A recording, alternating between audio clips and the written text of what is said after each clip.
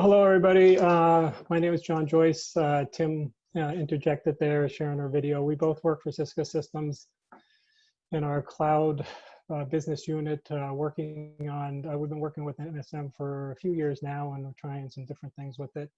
And we want to show, we have a couple talks here. They'll have some overlap.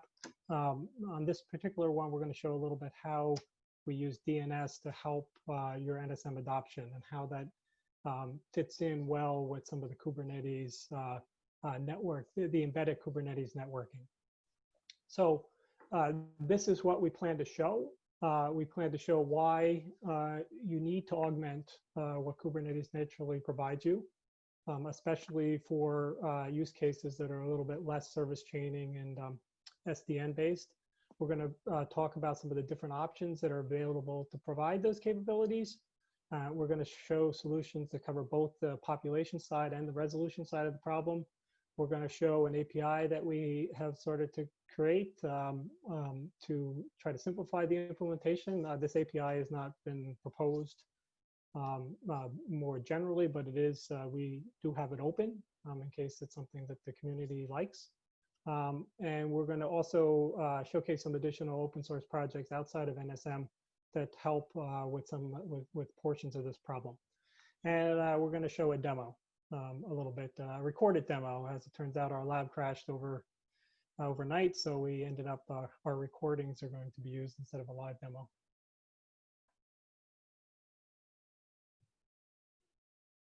So here's the landscape that we're dealing with a little bit. We have an application pod. We have, oops, I labeled it wrong. We have an application pod on one side with a network service client. We have an application pod on the other side. I don't show the NSEs in this picture.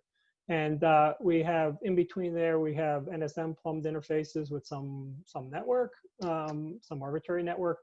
We have CNI interfaces with a Kubernetes-based network. And in some sense, these two networks could be overlapped in portions of the network or completely. We don't get into the details in this talk. We don't really care. What will happen normally with these application deployments is based on Kubernetes service objects and endpoint mappings. There's going to be some DNS system that's created and populated with mappings to some service here, service foo, to the K8's network IPs. Additionally, with NSM, in a lot of scenarios, we're going to plumb an interface, we're going to provide a network, and we actually want this pod to communicate with this pod via this network and these interfaces. We don't, I mean, sometimes we might, but in this particular example, we're showing that we want to use this network and these interfaces. So how do we make that happen? Well, we got to make sure the client resolves. When the client, this is probably not the best said here on the slide, but when the client resolves, we want to make sure that it gets these mappings. We don't want the client to resolve and get these mappings. Otherwise, it'll use the wrong paths and the wrong mappings. So that's the sort of general problem space that we're trying to deal with. So for this, here we're talking about, okay, what's in master, okay? And this is part of the solution. So we have code in master that's merged to help with the resolution side of this issue. We have a few details later on. At a high level, there's a configuration available to direct the client resolution the way you want it to. The information is passed via the connection context. It relies on some additional logic in the NSE to populate the context. And it utilizes a core DNS server that's running within the pod. That core DNS server in the pod is inserted by the admission webhook. It's the normal NSM configuration. You get it by default unless you do something special. And when we use this path, we don't require any customization of the DNS configuration. By that I mean just the out-of-the-box K8's DNS configuration will work. The details, I have a pointer there to the details. It's on master, so everybody can look at it. There's nothing special about that. And I point out here that there's also an optional fan-out plugin documented there, which will handle cases where there's conflicts. That optional fan-out is not the default that's in master. But nothing in master actually helps with the DNS of population. This is all with the DNS resolution side. So this is a little bit of a figure of how it works. We have the NSE that will have some logic to decide how the population gets, how the context gets populated. It'll populate the DNS context with some zone name and some server IP. The DNS monitor will deal with that context, and then it'll update the core file that the core DNS server within the application pod uses.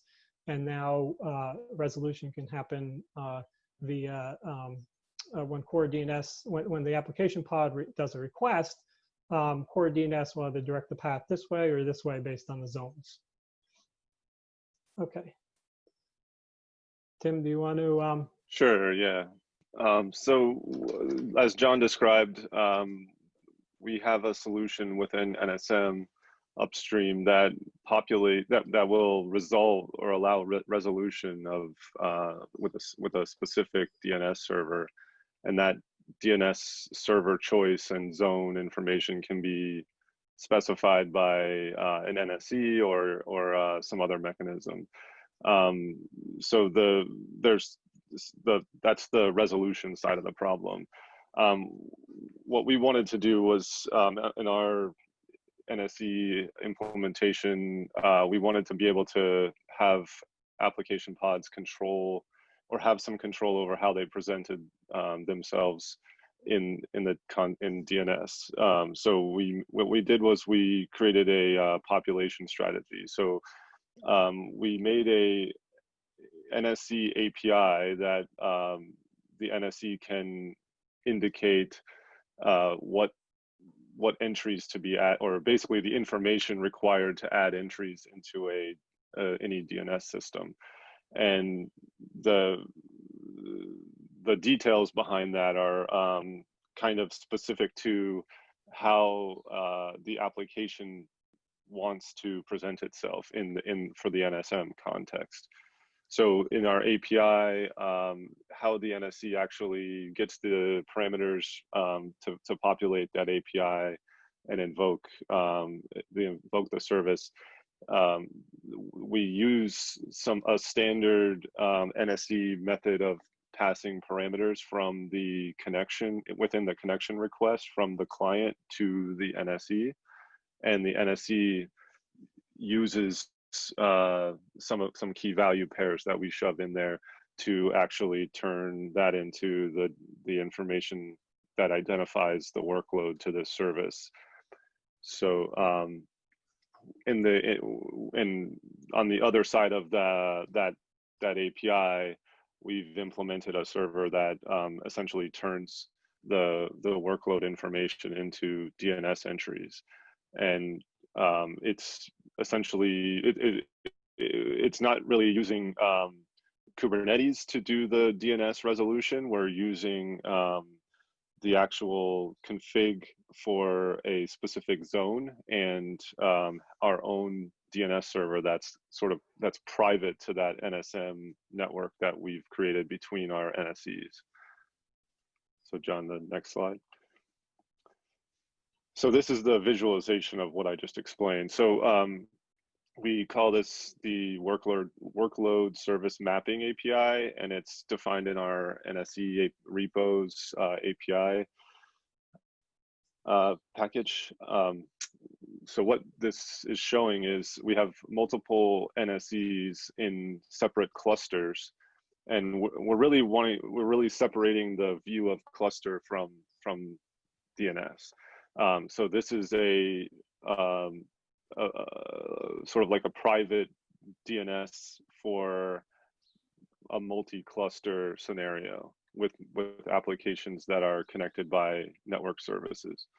So in this picture, what we're showing on is where the pods with the hexagon are our clients, and they are using the network service request to pass parameters to the NSE and those parameters are identifying the workload that is running as in that client.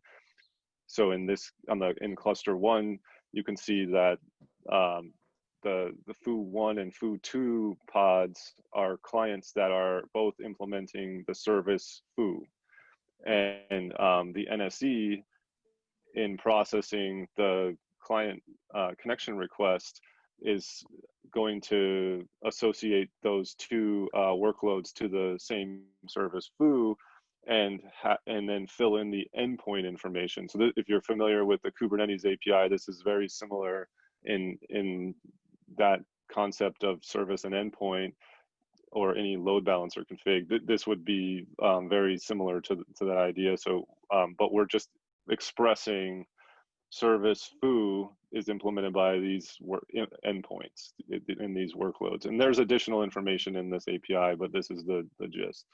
And the NSEs will then post those using a gRPC service, post that to a service mapping server, and the service mapping server will is not specific to DNS, but so it's just containing these mappings of service identifier to endpoints, and it's going to turn. We have an external DNS client that turns that data into entries into external DNS providers. And external DNS is pretty cool. It's a project that basically puts a standard front end on DNS, and has a provider interface internally that hooks up with Route 53, Cloud DNS, Azure's DNS, and Core DNS. So it's very easy to create a standard sort of deployment of this, and then just have a environment specific provider config in external DNS that will populate your private DNS zone.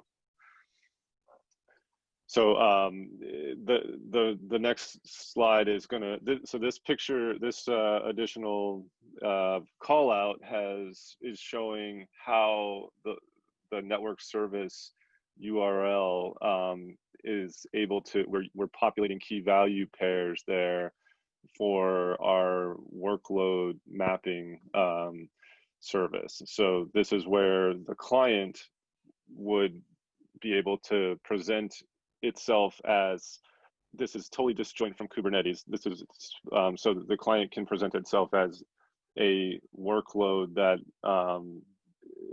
of a service that it wants to let other members of this network service that it's a part of be populated with like DNS. So it's I guess the point is that we're allowing the clients to control essentially what workload they are and what service they're providing, totally separate from Kubernetes. So this is very specific to an NSM, other connected NSM workloads that would be able to access this exact instance over the workload, over the NSM network service. So this is a bit about our some of the details of how this API looks, the current definition of it. So this is in our, like John was saying, this is a public repo for our NSE work. We pulled it out of the examples repo because we wanted to have a bit more control and CI. And so this, we have a API package under there, and this is the service registry portion of that, and it has very few primitives. It's got a register workload service, a get services streaming RPC, and remove workload service.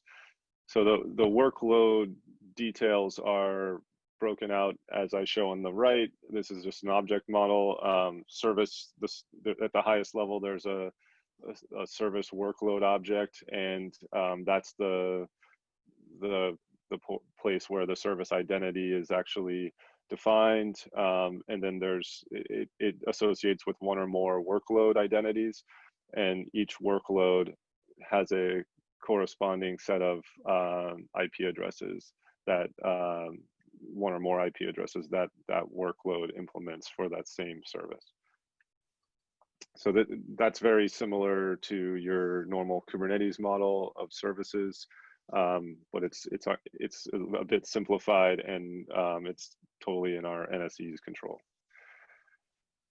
So why external DNS? I think external DNS was just so it's a project that seems to have a lot of support. There's a lot of provider implementations. We found it to be pretty well updated with, at least for the public cloud DNS providers that we were trying to use, mainly Route 53 and Cloud DNS in Google. And then core DNS works pretty well too as well. So we use that extensively in our private cloud setups. It's very easy to get going with. It didn't take us long to start using this. We were able to also populate. We were able to combine it with some additional population of a sort of like of the actual service endpoints for the RPC server, the gRPC server that I was showing in the previous picture. We were able to combine that with our custom entries that we were actually creating for the workloads and under the same zone. So that worked pretty well. And we used there's a CRD interface to convey mappings. So that actually provides a lot of ease of use for monitoring the state of what workload mappings have been created, and what their actual details are. So that's for troubleshooting. That's been a really strong feature for us. And just again, it supports tons of providers. Okay, so now we're going to give a little bit of a demo. As I said here, we recorded the demo, so hope it all works out good and you're all able to see it. And I'm able to figure out the interface to share it, but let's go. The sequence a little bit is we're going to have an initial state where we have NSEs set up, NSM, a bunch of info like the service mapping server that we talked about. Then we're going to deploy a Hello World application, and we're going to show how that comes up and some of the details around it. We're going to show how external DNS comes into play, and then we're going to show the DNS records themselves, and then we're going to do some curls to prove it all works out. So let's see if I can get this rolling a little bit. Hopefully, it's not actually playing, is it? Yeah, it's playing, John. You can see the counter increment, I think. Or maybe not. Let me jump out here and see.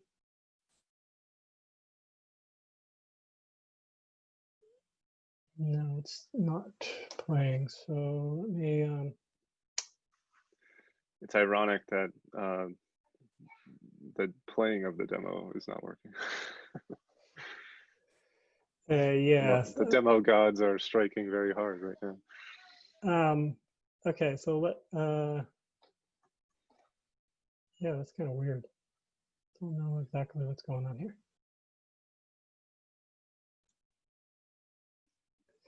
Okay, let me see if I can do it this way.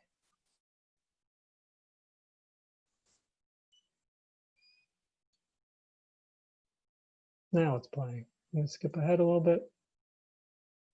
Okay, so now we're going to go through it. I'm showing the infra components here. I'm showing external DNS, core DNS, and the naming is not the best here, but that's our service registry thing there. I hope everybody can see this.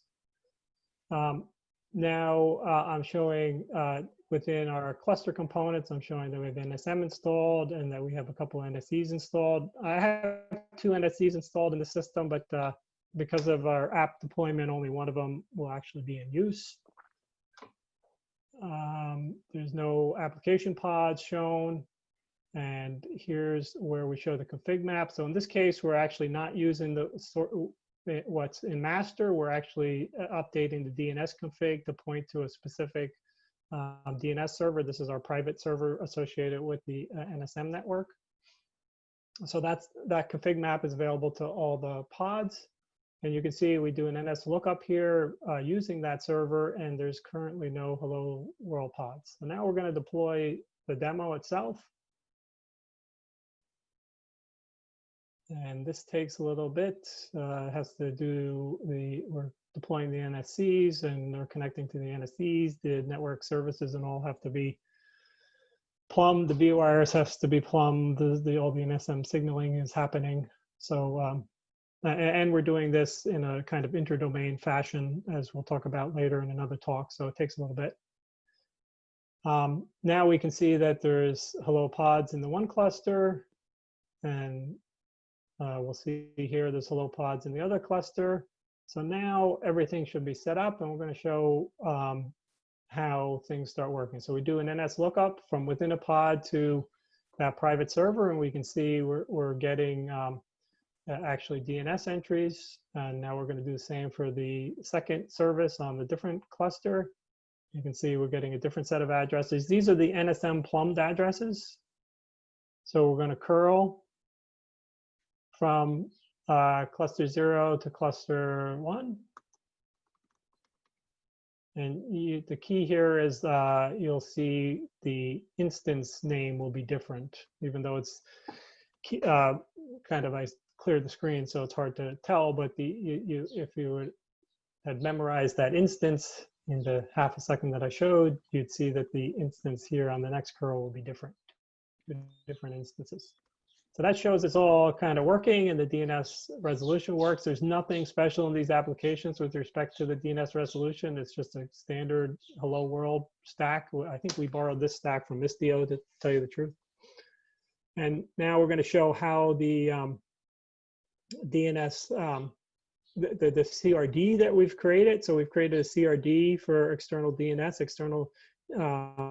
and then external DNS picks that up and we'll populate it based on which provider we're using. In this case, the provider for this particular thing is Core DNS. Here I'm showing what external DNS is doing. It's actually creating a key in our Core DNS system.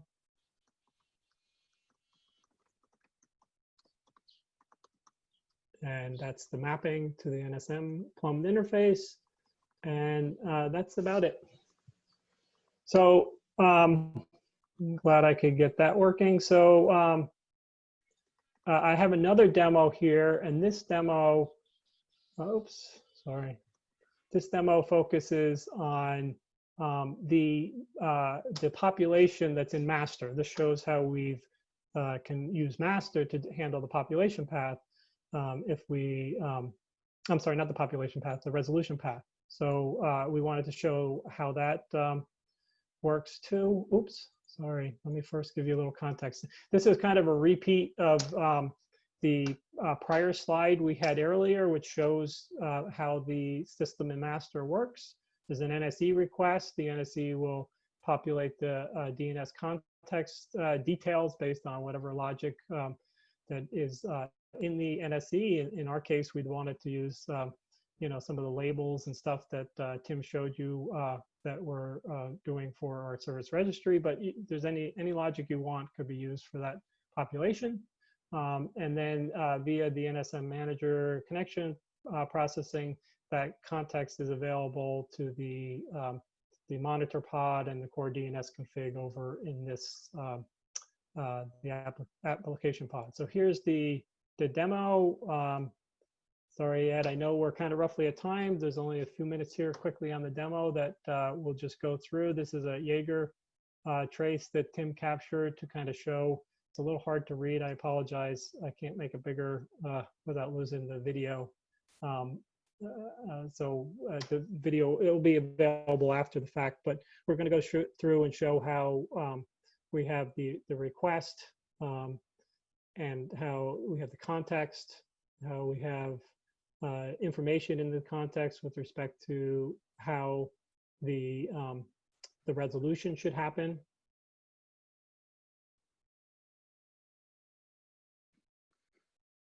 So this is highlighting a lot of what's in the network service request message and how there's multiple stages. You can make a NSE that is a composite of multiple stages that add information or use information from the network service request connection context. So that's what this is. This is showing the connection context, which is information that is populated by each point in the processing of a network service request. So now we're going to go into the actual pod and look at the core file that's available for the core DNS server within the application pod. And you can see here that it's added. The 1096.0.10 is the standard core DNS, Kubernetes DNS server, and that additional context or zone we've added via this mechanism. And just to reiterate, the core DNS, so this sidecar is the first point that's hit by DNS resolution for network service clients when it's installed by the admission controller. So you can see the default rules are for to hit the global DNS for anything that doesn't match a specific zone. And then the DNS context, what we just showed is when an NSE sets the DNS context, then entries get added into this core file in the sidecars config that can map to a specific a whole zone to a specific server. So that in this way, the DNS request wouldn't even hit the global Kubernetes DNS server. Okay, and that's pretty much it. We're at Q&A. I don't know, Ed, if we went over time or not, and want to answer some questions here, or just we're running right up against time. So I know there were some really good questions about this that were popping up in the course of this. If you guys want to take that to the Pod NSM channel, because the DNS stuff is really fascinating, and it's really interesting, the stuff you guys have done in terms of sort of dealing with the population side of it. So sure. We'll take those questions. So okay, thanks everybody for your time. Hope you enjoyed it. Thanks, guys. Excellent.